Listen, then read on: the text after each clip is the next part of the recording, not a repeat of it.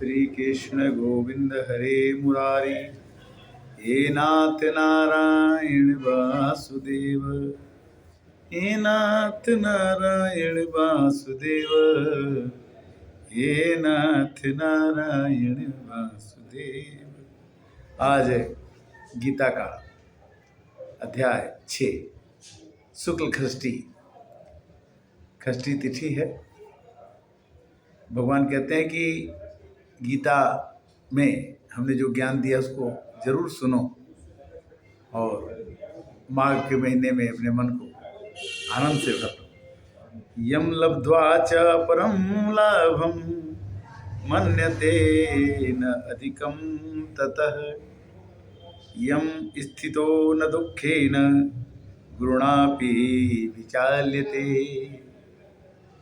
गीता भगवान द्वारा गया वह गीत है जिसमें ये चर्चा है अध्याय 6 में कि जिसको प्राप्त करने के बाद कोई पूरे लाभ अधिक न लगे, यानी भगवान की भक्ति प्राप्त कर लो, भगवान का भजन कर लो, भगवान की चर्चा कर लो, तो इससे कोई बड़ा लाभ नहीं होगा।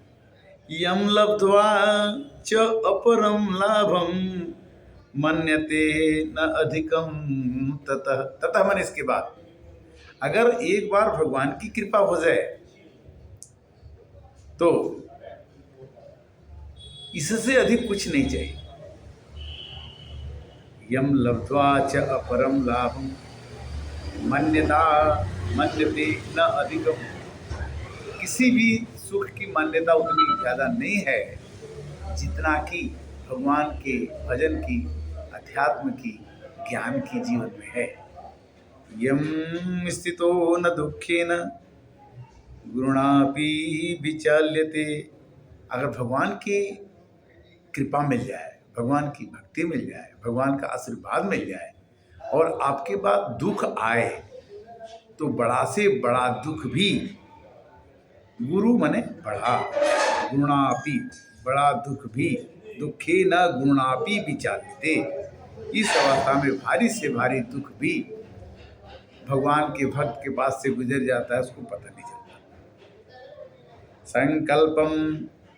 संकल्प प्रभवा काम अस्तुक्त्वा सर्वान् शेषतः मनसैवे इंद्रिय ग्रामम विनयम्य समन्ततः। संकल्प से होने वाले संपूर्ण कामनाओं को विशेष रूप से त्याग दीजिए। संकल्प हम करते हैं कि हम ये कर देंगे, वो कर देंगे। भगवान कहते हैं कि तुम्हारा संकल्प नहीं चलेगा, मैं ही तुमसे करवाता हूँ संकल्प, मैं ही उसको करता हूँ। अब उसको अपना संकल्प मत मान लेना, काम करते रहना, मन के द्वारा इंद्रियों के समुदाय की ओर भली भांति रोक करके। कहते हैं कि प्रशांत मनशम ह्योनम योगिनम सुख उत्तमम उपैति शांत रजसम ब्रह्म भूत कल्मषम। जिसका मन भली प्रकार से शांत है, जो पाप से रहित है, जिसका रजोगुण शांत हो गया है, ऐसे सच्चिदानंद घन ब्रह्म के साथ एक ही भाव हुए योगी को उत्तम आनंद प्राप्त होता है। रजोगुण शांत का मतलब होता है कि सांसारिक कामनाओं, इच्छाओं, वासनाओं से थोड़ी विरक्ति हो जाए तो मनुष्य का मन भगवान की ओर जाना शुरू कर देता है। कच्चित भय दृष्टि छिन्ना भ्रीमेव नश्यति अप्रतिष्ठो महाबाहो विमूढ़ो ब्राह्मण पथि कश्चित भयो विभृष्ट। कुछ लोग भय के कारण ही भगवान को नहीं भजते हैं कि भगवान को हम भज लेंगे तो आगे अगर भगवान को हम छोड़ दें तो भगवान हमको छोड़ देंगे। तो ऐसा नहीं है। अगर हम भगवान का भजन करते हैं तो फिर छूट जाता है, तो फिर आगे से जिस दिन से स्टार्ट करेंगे भगवान हमारी पर उतनी कृपा करेंगे। अप्रतिष्ठो महाबाहो विमूढ़ो ब्राह्मण पति, कहते हैं कि हम भगवान किसी को कभी भी छोड़ते नहीं, भले हम भगवान को छोड़ दें किंतु भगवान हमको नहीं छोड़ते। पूर्वाभ्यासेन तेनैव ह्रियते हयो वसो अपि सह जिज्ञासुरपि योग्यस्य शब्द ब्रह्म वर्तिते। जैसे हम 5वीं क्लास में पढ़े हैं और 5वीं के बाद हम 8वीं क्लास में चले जाएं, 2 साल पढ़ाई न करें, फिर 10वीं की परीक्षा हम दें तो भी हम पास हो जाते हैं, 10वीं पास हो जाते हैं। फिर 10वीं के बाद 2 साल हमने ब्रेक कर दिया, फिर 12वीं के बाद परीक्षा दिया तो 12वीं पास हो जाते हैं। कहने का मतलब कि पूर्व्याव्याशानतेनैव ह्रियते हयोवशः अपि सः जिज्ञासुरपि योगस्य शब्द ब्रह्म वर्तते। श्रीमानों के घर में जन्म लेता है जो मनुष्य जितना भजन कर लेता है ऊंची से ऊंची श्रृंखला में पहुंचता जाता है। वो पराधीन होकर के पहले अभ्यास के द्वारा निसंदेह भगवान की ओर आकर्षित होता है और समबुद्धि रूप जिज्ञासु वेद में कहे हुए सकाम कर्मों के फल के उल्लंघन कर जाता है। जब मनुष्य भगवान की भजन करने लगता है, भगवान का चिंतन करने लगता है, तो भगवान से वो कामनाओं और इच्छाओं को न मान के वो केवल भगवान को ही मांगता है, भगवान की भक्ति को ही मांगता है।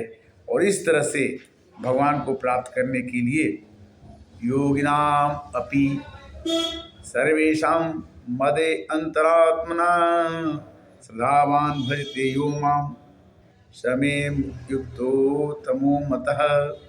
जो आदमी श्रद्धा से, प्रेम से, विश्वास से भगवान को भजता है वो सभी योगियों में श्रेष्ठ हो जाता है। प्राप्य पुण्यकृताम लोकाम अनुष्ठित्वा शाश्वती समः शुचिनाम श्रीमताम गेहे योगभ्रष्टो अभिजायते। कहते कि कभी भी आदमी चलते चलते, अच्छे काम करते करते खराब काम करने लगता है कि योग से भ्रष्ट हो जाता है, किंतु धीरे धीरे वो जितना पुण्य करता है उस पुण्य को भोगने के बाद फिर से दोबारा वो अपने काम को स्टार्ट कर सकता है, शुरू कर सकता है। गीता का अध्याय कहते हैं 6ठे भाग में कि सर्वभूत अस्थत आत्मनम सर्वभूतानि च आत्मनि ऐक्षते योग युक्तात्मा सर्वतः सर्वदर्शिनः। जो आदमी सभी भूतों में, सभी लोगों में अपनी आत्मा जैसा ही सबको व्यवहार करता है, वह योग से युक्त हो जाता है और वह समदर्शी हो जाता है। उसको लगता है कि सियाराम मैं सब जग जानी, करहूँ प्रणाम जोरी जोग पानी। उसको सब भगवान में लगता है, सबको प्रणाम करता है, सबको इज्जत करता है। वो यहाँ तक कि हाथी, गौ, ब्राह्मण, कुत्ता, चंडाल सबको एक समान समझता है। किंतु ये भाव कब आता है? जब यो मां पश्यति सर्वत्र सर्वच मयि पश्यति तस्याहं न पश्यामि सचन में प्रणश्यति। जो मनुष्य संपूर्ण भूतों में, सब लोगों में, सबके आत्मा में मुझ वासुदेव को देखता है और संपूर्ण लोगों में को मुझ वासुदेव के अंदर देखता है, उसके लिए मैं अदृश्य नहीं होता, वह मेरे लिए अदृश्य नहीं हो सकता, मैं उसको देखता ही रहता हूँ। सर्वभूत स्थितम यो माम भजते एकत्वम आसितः सर्वथा वर्तमानो अपि सयोगी मयि वर्तते। जो पुरुष एक ही भावी होकर के स्थित होकर संपूर्ण भूतों में आत्मरूप में स्थित मुझ सच्चिदानंद घन वासुदेव को भजता है, वह योगी इस प्रकार से व्रतता हुआ मुझ में ही व्रतता है।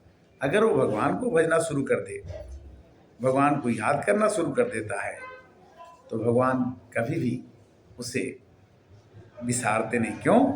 यथा दीपो निवासस्थो नोंगते शोकमास्पदः योगिना यतचित्तस्य अंजितो योगात्मनः।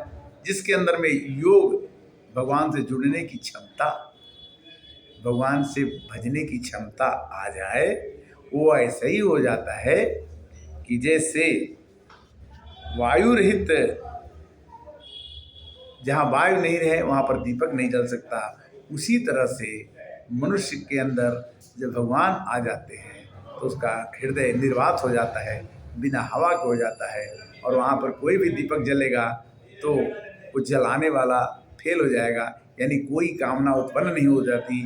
उसको मानस में लिखते हैं, यू सरबर से तीन नहीं जामा धीमी हरिजन हिय उपजन कामा।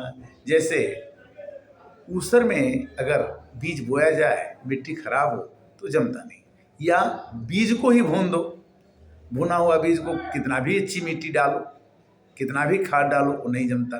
उसी तरह से या तो आत्मा हमारी भगवान में जुट जाए, या वो ऐसा जगह बन जाए, संयोग बनाना पड़ेगा, तब जा कर के भगवान कहते हैं कि युक्त आहार विहारस्य युक्त चेष्टस्य कर्मसु युक्त स्वप्न बोधस्य योगी भूत दुखा। योगी होना इतना आसान नहीं है। योगी होने के लिए आपका आहार ठीक होना चाहिए, चेष्टा होनी चाहिए, कर्म में कुशलता होनी चाहिए, बोध होना चाहिए, ज्ञान होना चाहिए। यानी ज्ञान के बिना तो सब कुछ अधूरा है।